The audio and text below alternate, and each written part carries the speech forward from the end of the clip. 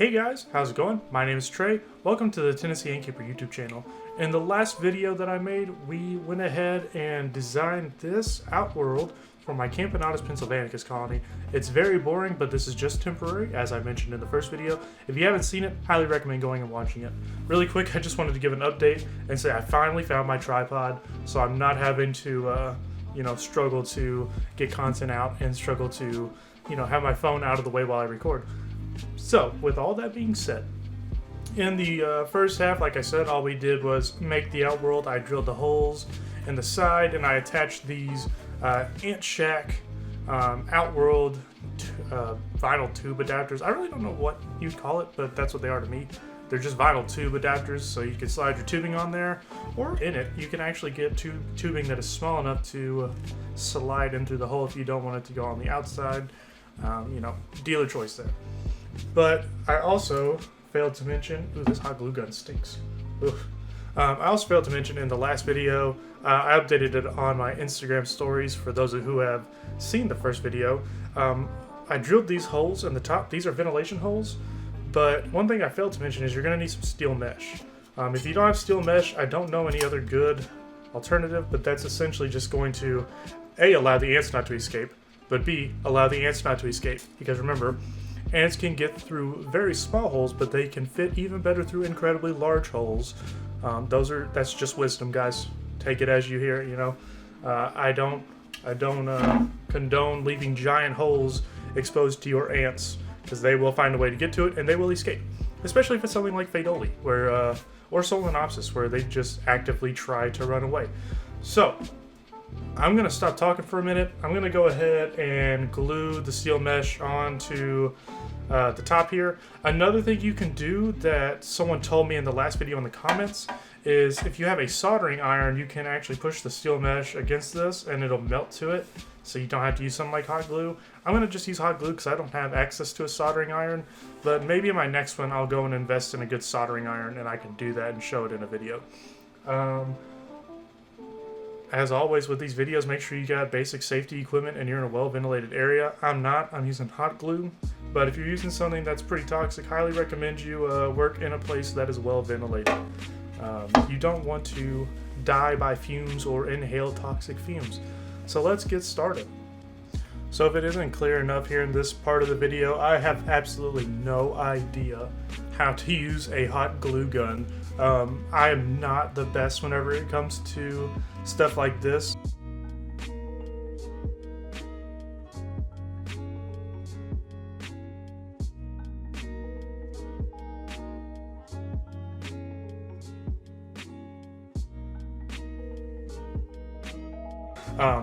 But yes, I got it all done. It looks good. I'm gonna let it dry. I went ahead and also super glued around the edges of the steel mesh, just to kind of reinforce it a little better. And I mean, in my head, it sounded like the right thing to do. It doesn't look the best, but this is my first time ever doing this, so I'm not really going for perfection. This is not me trying to sell them, so this is just for me. I just want it to look good for me and my uses. So yeah, let's go on ahead and put this on the Outworld. So I have the top on the Outworld now, guys.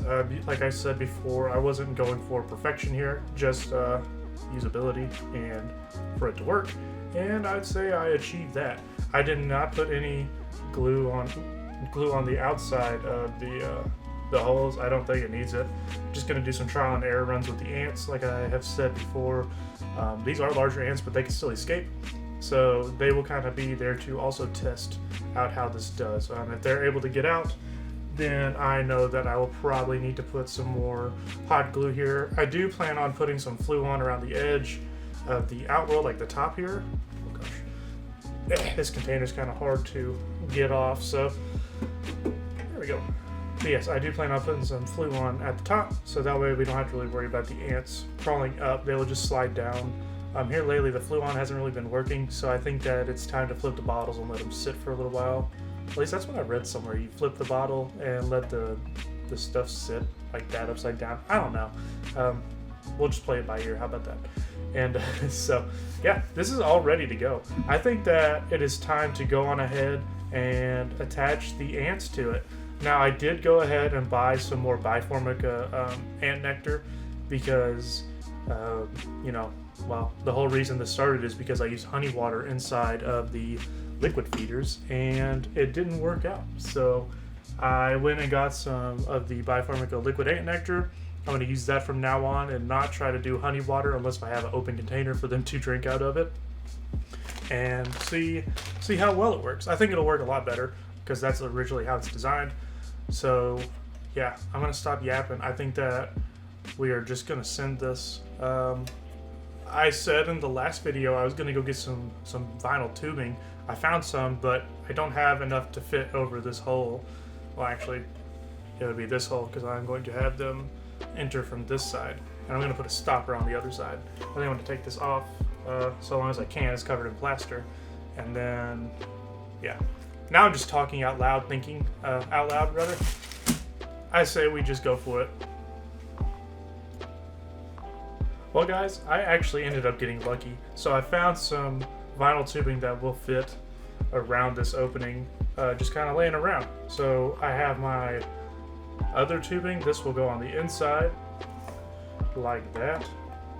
Well, I can get it if I wasn't working with one hand here. Let's see. It fit in there a second ago, so yeah.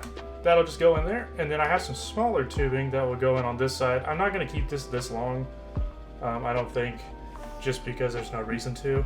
I don't have that much shelf space, so I'm going to just kind of finagle with it here. I'm just going to really work out what I can and can't do with what I have, and we'll go from there, I think. Well guys, I think I might have a solution. I found these two AntsCanada, I don't even know what they're called, like portal shutoffs? Anyways, they're just like little valves, they just twist. I found these in my arsenal of ant keeping equipment, but the only issue and the reason why I didn't use these is because of how easy these are to turn. I was worried that something would happen where, like, if I jostle my desk, they would open. But I'm going to give them a whirl. I think they'll be fine. But basically what's going to happen is I'm going to have it like this, and then whenever I need to disconnect the Outworld for feeding time, I can just lock these like they're at, do that, and then that one's obviously locked, which will be attached to the nest, and I'll be able to have easier access to the Outworld. This is what I do with my Formica pallitiflora colony, and it works well. It doesn't stress the queen out too because the nest isn't constantly being moved. So this worked out really well actually, and I'm probably going to have to leave the tubing pretty long just to be on the safe side. I'm going to actually have to use smaller tubing than what I have here, just because I'm going to have it attached directly to the casita nest, and I don't have, I didn't make it to where, rather, sorry, I did not make it to where the holes were bigger on the side, so it's much smaller vinyl tubing. Let's see, do I have any around here?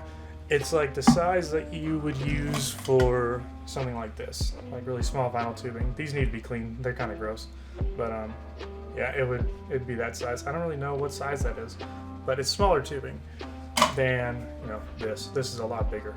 So that's going to be the only issue, but the workers should still be able to get through that tubing just fine. I think it's time we go ahead and set this bad boy up, get these ants into a new Outworld because they deserve it. They've been crawling around in filth for now 5 days. Maybe a little longer, maybe more like a week, maybe 7 days. So let's get them into something that's clean and they can actually enjoy. Like, this will be a huge upgrade. So let's get into it.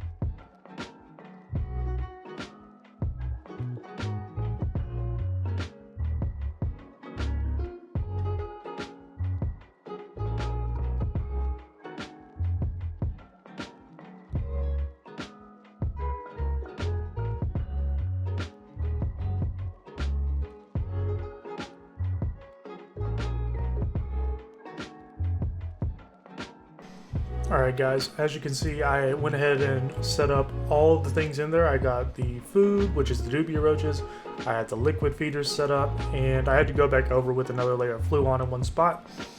But now it is time to get all the vinyl tubing set up. This is the fun part, if you will. I got to decide how long I wanted everything, how I wanted it to be set up, and I think I did a pretty good job.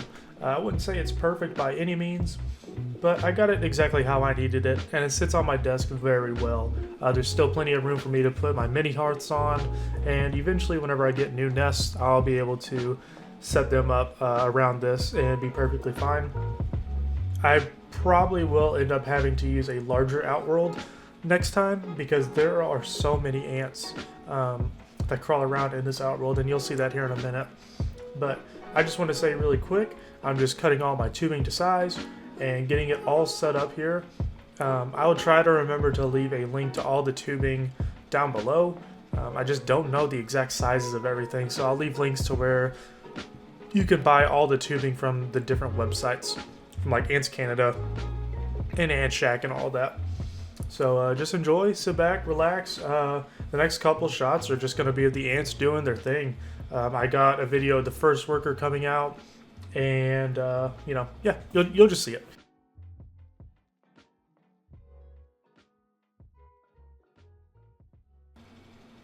I actually forgot that I got a couple of shots of the ants while they were inside the nest, and after I had connected everything up to see if we could see them moving and checking out the new area. And you can see a couple of them were kind of going towards the new tube. You can see the tube there and close to the top right of the screen in the nest. It's in the middle section of the nest, so there's 3 tiers. It's in the middle section. And then here is a shot of the first 2 workers. You can see them, they're kind of exploring, trying to check out where in the world they are and what's going on. Why did the nest change after it has been stationary like this for so long? But change is always good, and I think that the ants needed this type of change. The Outworld that was previously there was so small, and there were so many workers exploring that to me it was just unfair to keep them in there. So in a way, like, yeah, what happened sucks, but it was kind of one of those like, hey, maybe it was for the better, if that makes any sense at all. So they were able to get a bigger Outworld out of it, a bigger foraging area to explore, and I think that it was well worth it. It was a fun adventure. Total, this took about 3, maybe 3.5 days to finish drying. And actually, at this spot right here in the video, there's still a little plaster underneath that isn't just 100% dry, but that shouldn't affect the ants in any sort of way. It's just one of those things where as long as there's air getting to it, it'll dry just fine. So I made sure to also add some water to the Biformica nectar just to be on the safe side. I don't think anything would happen, but I usually mix water in with the Biformica liquid just to be on the safe side. Somewhere I read said to do that, like mix it half with water, half with that. But I will tell you, it's about an hour and a half of between recording this and me doing the voiceover, and the nectar that's in that liquid feeder, it's like halfway gone. The ants definitely needed their sugars. It's important to keep your sugars in there as well as a sort of protein. Ants require all that kind of stuff, so keep that in mind, guys, especially if you're new to ant keeping and you just watched this video by chance because you were trying to make an Outworld and you're working on your own nests. So keep that in mind. They definitely need their sugars, their fruits, and their proteins. I try to give mine fruits wherever I can, especially because we get a lot of fruit during the week at the grocery store, and sometimes we just don't eat it all. So whatever we don't eat, I give to them. It's kind of like a way of recycling, if you will. So yeah, check out this worker. She is the first to explore this area all by herself. Isn't that something? It's always awesome to see the ants exploring new territory right off the rip there, because they get so excited. It's like a kid in a candy store, you know. They just open up and they just run all over the place. They want to explore. And yeah, it's well worth it to see for your first time. Like the videos, you can see videos of ants exploring new areas and stuff like that for the first time and how excited they get and they go running around, but it's a lot better to see in person. So yeah, if you have an ant colony and you've never seen them explore new areas for the first time, like wait till you see it. It's awesome, and then to see that they actually enjoy it and are utilizing it, like, it feels so much better. One thing I'll also mention, I took the one adapter out of the other side of the nest and I put a stopper in it. I decided to use a stopper there so that way I had the little test tube connector port for the next Outworld that I make, because I am going to make a couple more. The next one I have an idea for, but I kind of think I might do a live stream for that, or at least make a separate video, if not a live stream. So it's going to be cool. I have it all set up in my head how I want to do it. I just have to put it on paper and build it. So anyways, yeah, just check out the workers doing their thing, guys.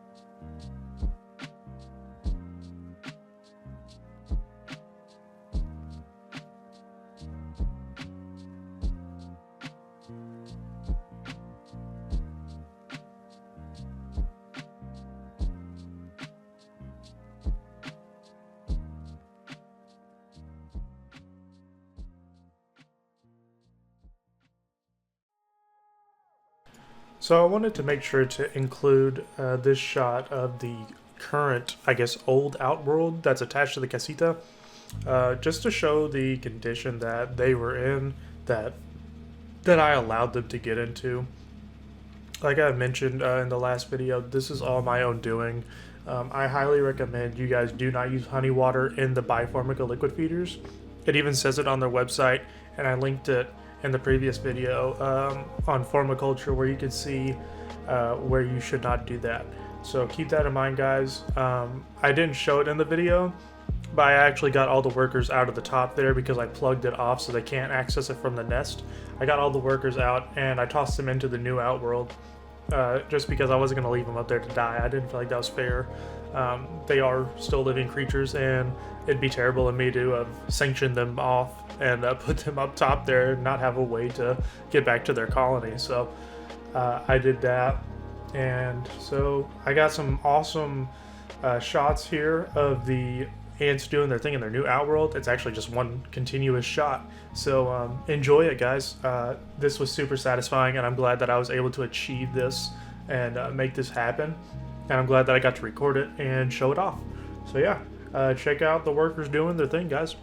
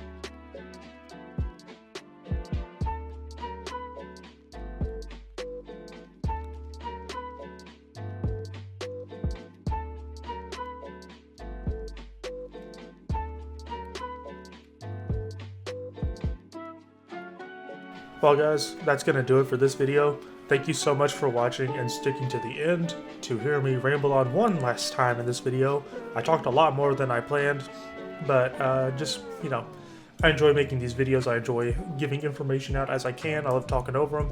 So I just wanted to come back on here at the end and say thank you guys. At the time of rendering this, we just hit 800 subscribers. Thank you all so much. Like, we are on the road to 1,000. I feel like we could say, you know, 200 away. That's just, it blows my mind. I never thought the channel would get this big. I thought this would just be like a channel that would stay all of my close friends being my only subs. So thank you all so much for subscribing and always commenting. Your comments cheer me up, seeing how much you guys enjoy the videos and how much you want to see more. So yeah, I just can't really put into words how I feel. So thank you all so much. I know I keep promising a giveaway. I think that for now, the best thing I can do, just financially, is just not do a giveaway anytime soon. I know that probably breaks a lot of y'all's hearts. It breaks mine too, because I feel like it's one of the best ways that I can really actually give back to the community that is supporting me and my aunts. But I think for now it's just best that we keep it just content, and then whenever I'm able to do another giveaway, hopefully at 1,000, hopefully, I don't make promises, but hopefully at 1,000, we can do another giveaway. So keep your eyes peeled. Make sure you tell everyone to come check out the channel and to subscribe if they're new to ant keeping and want to really get into it, because the giveaways are a great way to have a chance of getting something pretty much for free. You know, we've done gift cards in the past, so who knows what could come up next. So keep that in mind. But yeah, back to everything. Don't forget to like, comment, and subscribe. The comment of the video that we've been doing, if you've watched to the end of the video, the special word, the special word is going to be cobblestone. Yep, been playing a lot of Minecraft lately. The special word you can leave in the comments is cobblestone.